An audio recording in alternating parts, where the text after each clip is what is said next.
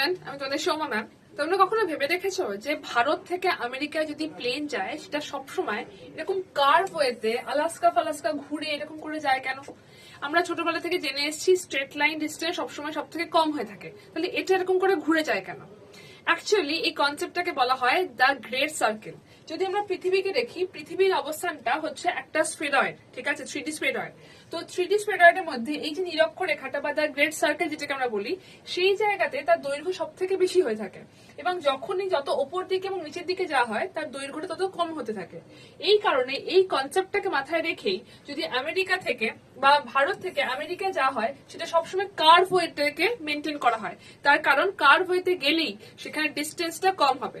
আমরা খালি চোখে নর্মাল স্ট্রেট লাইনটাকে যেটাতে দেখি সেটা কিন্তু এক্ষেত্রে অনেক বড় হয়ে যায়, এবং টাকা বাঁচানোর জন্যই এয়ারলাইন্স কার্ভ ওয়েটাকে নিয়ে থাকে।